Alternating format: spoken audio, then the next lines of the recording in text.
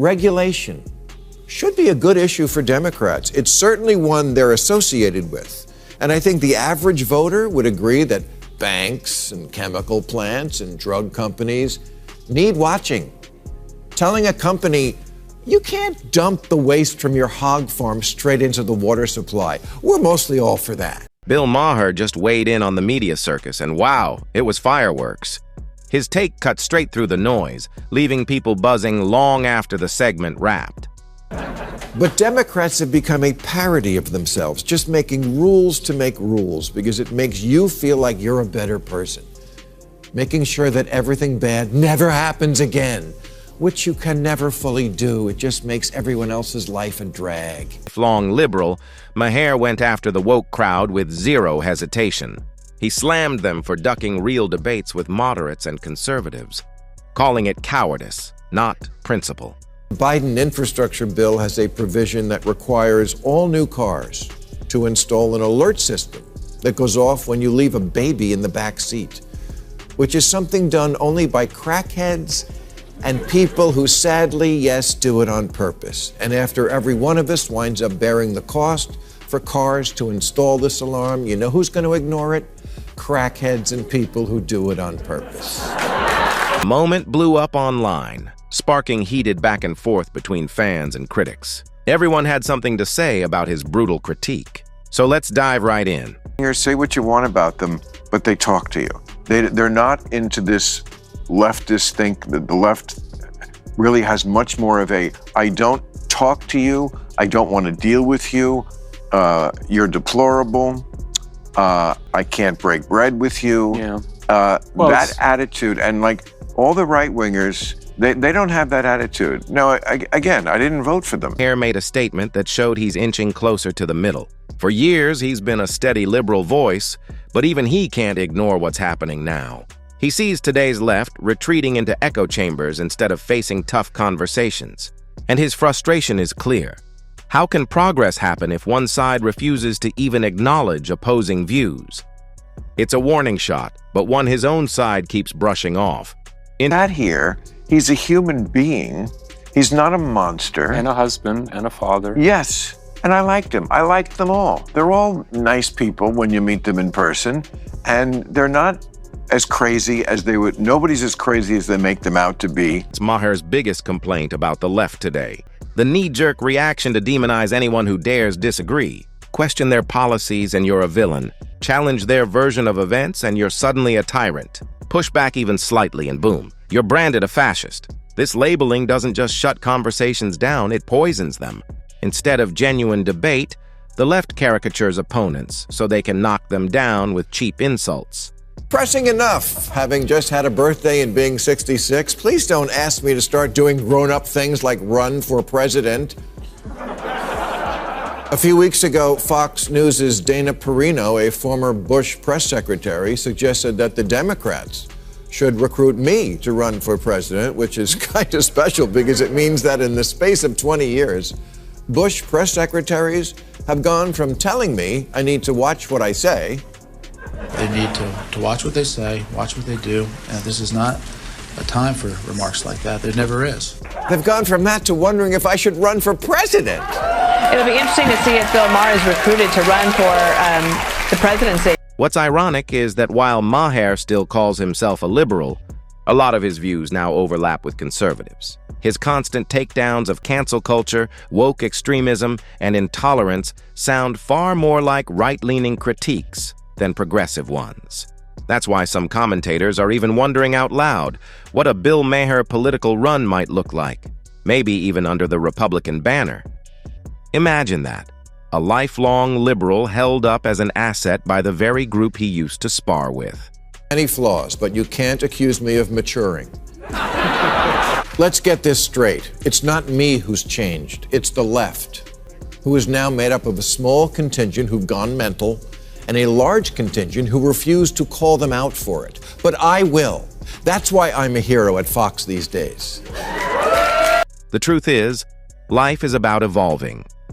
As we gain experience, some of our old beliefs just don't fit reality anymore. That's normal. Growth means reevaluating, learning, and applying common sense. The problem, Maher argues, is that today's left refuses to do that.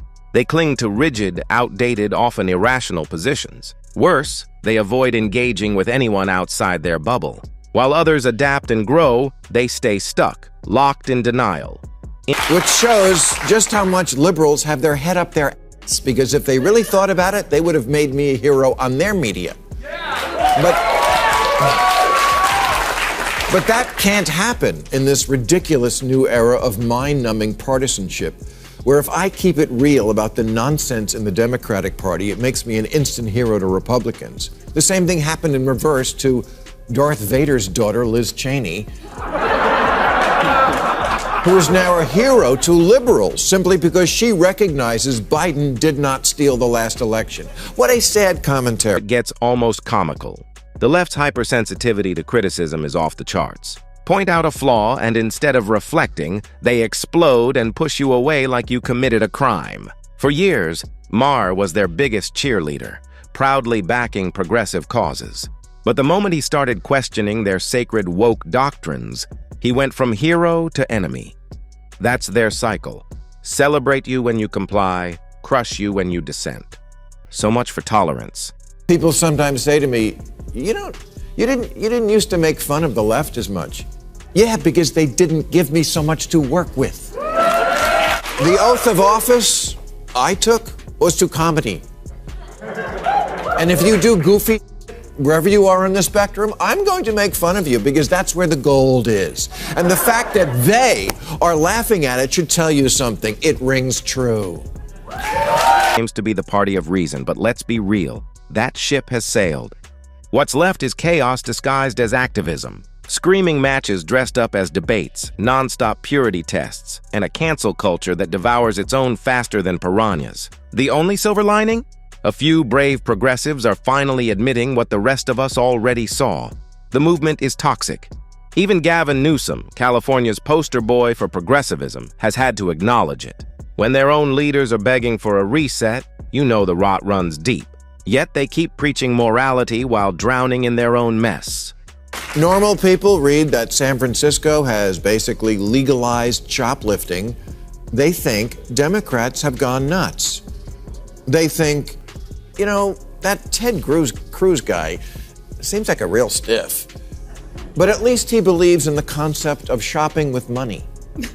And Democrats have this uncanny talent for taking the worst ideas and calling them progress. Shoplifting.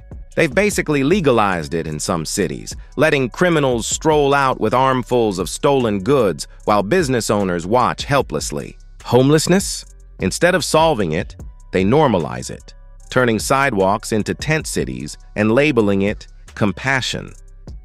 And let's not ignore the needles, trash, and human waste littering the streets, all waved away as tolerance.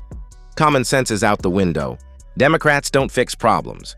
They repackage disasters as justice and dare you to object.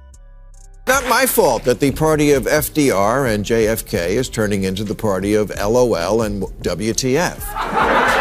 Members of Congress tweeting things like cancel rent, cancel mortgage, and no more policing or incarceration, declaring that capitalism is slavery, canceling Lincoln and Dr. Seuss, teaching children they're oppressors and math is racist, making Mr. Potato Head gender neutral, and now an emoji for pregnant men. Real, I'm not making it up. It's no wonder Democrats have turned into comedians' favorite punchline. Their policies are laughable if they weren't so destructive.